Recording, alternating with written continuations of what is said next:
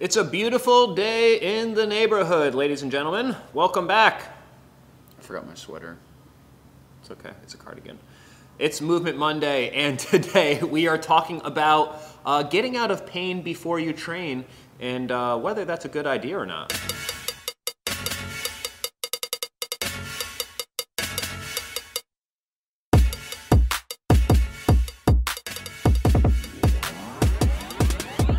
It's Movement Monday. Welcome back to Results Driven Fitness Systems here in Monroe, New York. I hope you're following us on Instagram, Facebook, or YouTube, or maybe you visit our website, resultsdrivenfs.com. Either way, we're happy you found us. Today we're going over pain and exercise and what you should do if you find yourself in pain, and that you don't have to stop training just because there's something funky going on. Before we go any further, I want everyone to understand that pain is a sign that something's wrong. It could be something medical, it could be a simple orthopedic issue. Either way, it's something that shouldn't be ignored. Earlier in my career, I had one of the coaches I worked with come into me and just ask what they should do with one of their clients. They had shoulder pain and they weren't quite sure how to work around it with that client.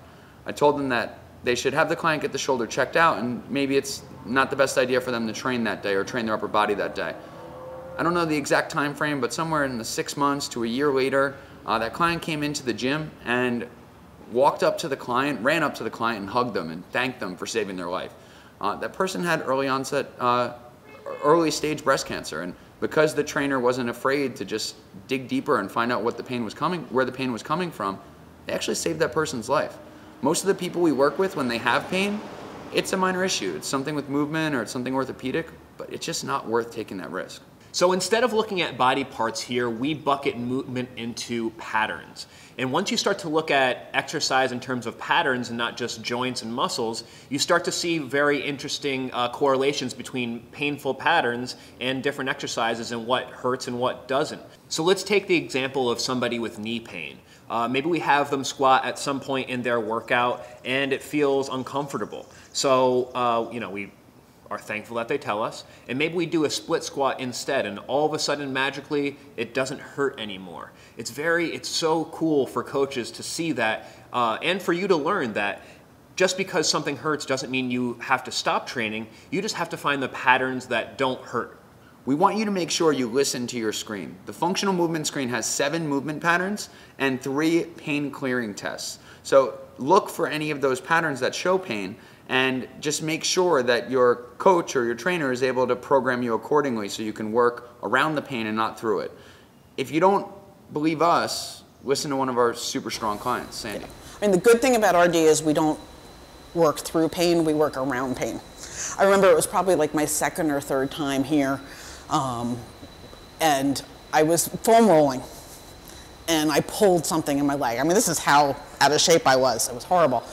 And I pulled something, and I'm like, it was the beginning, we were just foam rolling, and I'm thinking, all right, I gotta go home. And Ed's like, no, we just won't use that muscle. We just use a different muscle, all the other muscles, and isolate that one and get rid of it. And I've had that with my back, and I've had that with my shoulder, and we just don't use, you treat the muscle, you go to therapy, or you just let it heal, do light reps on it with lighter weights or different types of exercises to build the strength back up, but the rest of your body is fine. And the coaches know how to isolate what you can't do so you can do what you can do. Moral of the story is, if you're in pain, don't ignore it. Seek out a medical professional you trust and find out what the cause of that pain is.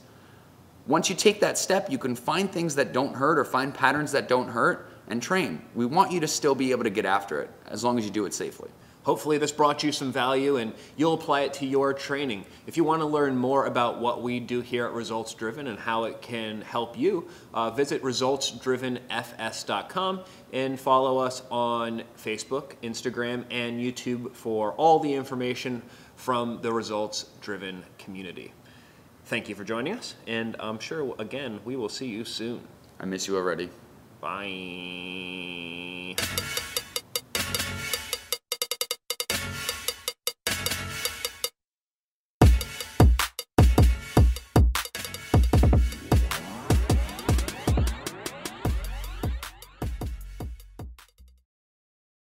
Before we go any further, just understand that that pain is Nope.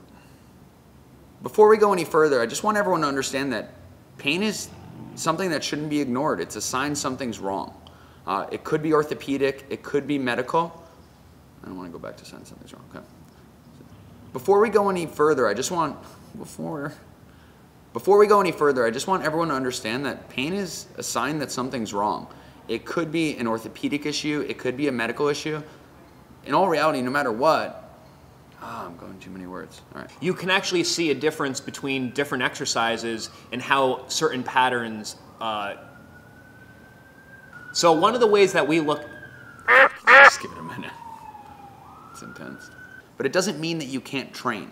Find things that don't. I'm like glancing too much. Moral of the story is if you're in pain, don't ignore it. See a medical professional and find out what the cause is. Okay.